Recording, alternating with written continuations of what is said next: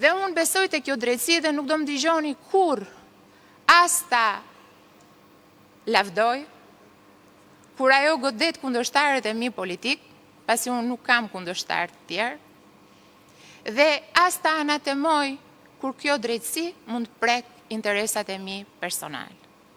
Nuk do më digjoni kur që të përmend prokuror e gjyqtar, pasi unë besoj që ata duhet bëjnë detyrën e tyre ashtu si që kam bërë dhe unë. Dhe se cili duhet jetë i lirë për të vendosur dhe për të gjykuar pa qenë indikuar nga gjyqet publike, nga gjysmë të vërtetat, nga të pavërtetat apo nga gënjeshtrat. Unë nuk kam dhe s'kam pasur kur lidhje me korrupsionin dhe nxis që hetimi që ka nisur prej muajsh ndaj meje dhe që nuk e kam penguar kur, as në pozicionin tim si ministër apo si zëvendës kryeministër dhe as në pozicionin tim si qytetar i lirë i Republikës Shqipërisë, të vijoj për të nxjerrë të vërtetën sipërfaqe. Unë nuk kam as 300, as 30 dhe as 3 apartamente.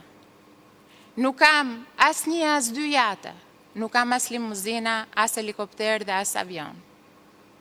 Por të gjitha këto janë pjesë e një gjyqi publik i cili fatkeqësisht bëhet me lehtësinë më të madhe në këtë vend, por për të thënë të drejtën, unë jam rritur me gjyqet publike. Dhe ndoshta kurrizi ma mban më mirë se kujdo tjetër gjyqin publik, pasi jam trajnuar dhe kalitur që e vogël. Unë di të bëj punën time, sigurisht se cili ka mënyrën e tij, jam munduar të bëj më të mirë, ndoshta mund ta bëja më mirë dhe këtë nuk e vë ndyshim fare. Por as nuk e kam penguar drejtësinë dhe as nuk do ta pengoj kur drejtësinë tek e cila unë besoj dhe të cilën e kam mbështetur si pjesë integrale e një Shqipërie europiane. Më vjen keq që situata ime personale ka krijuar vonesa në proceset jetësore që Ministria e Infrastrukturës dhe Energjisë duhet performoj. Më vjen keq që kam ngarkuar qeverinë shqiptare në këto muaj me një peshë që nuk e meriton, për shkak të gjithë rezultateve që kjo qeveri ka sjellë në këto 12 vite.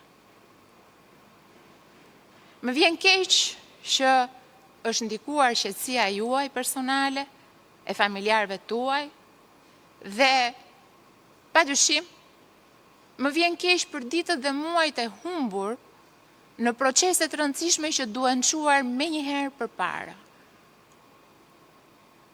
Detyra që Enea ka si ministër i ri i kësaj ministrie ku ai vetë është rritur dhe ka ardhur këtu shumë para se të vija unë, është që me ju në krah, me një skuadër të jashtëzakonshme drejtuese siç kjo ministri ka, duke nisur nga Engeleta Muçaj, Hantim Bonati, Edona Bilali, Eri Sulo, apo dhe sekretari i përgjithshëm, Beskadiu, unë mendoj se ju do ta kapërceni të gjithë këtë situatë, duke më lënë mua që të vazhdoj rrugtimin tim, patjetër politik, por edhe personal, për të ndjerë një të drejtë dhe një të vërtet në dritë. Kemi transformuar së bashku sektorin energjetik. Çdo ditë, pavarësisht situatave, vetëm lajme të mira vijnë nga ai sektor dhe duket e pabesueshme se si një grush njerëzish, vetëm me dëshirën dhe vullnetin e mirë, ja kanë dalë që të ndryshojnë katërcipërisht realitetin energjetik shqiptar. Nga 45% humbje në më pak se 16 për të shkuar deri në nivelet europiane ashtu siç kemi premtuar. Kemi arritur të rrisim ndjeshëm kapacitetet prodhuese të vendit tonë, duke diversifikuar portofolin nga vetëm hidro në eolik dhe solar. Kemi arritur që të ngrem bursën e parë shqiptare energjetike, e cila gjatë vitit 2025 ka arritur të tregtojë 42% më shumë volume krahasuar me vitin 2024. Kemi arritur të edukojmë qytetarët me eficiencën energjetike. I kemi bërë pjesë të politikave tona. Dhe shumë prej tyre kanë përfituar duke e kuptuar se në të vërtet nuk vlen vetëm të prodhosh, po vlen edhe ta ruash energjinë. Kemi kapërcyer situatat e jashtëzakonshme të krizave energjetike si ajo e vitit 2022 dhe kemi qëndruar në këmbë, madje duke pasuar vetëm 2 vite më vonë uljen e çmimit të energjisë elektrike për konsumatorët familjarë për herë të parë. Kemi bërë bizneset shqiptare pjesë të tryezave për prodhimin e ligjeve apo edhe rregullave për operimin e këtij sektori. Kemi krijuar një bazë të rëndësishme autoprodhuesish dhe padyshim Shqipëria sot ndodhet në një stad të avancuar të negociatave për sa i përket kapitullit të energjisë. Dhe të gjitha këto i keni bërë ju. Dhe të gjitha ata punonjës të cilët janë rreshtuar në krahun tuaj ashtu siç jeni rreshtuar dhe ju për 7 vite në krahun tim.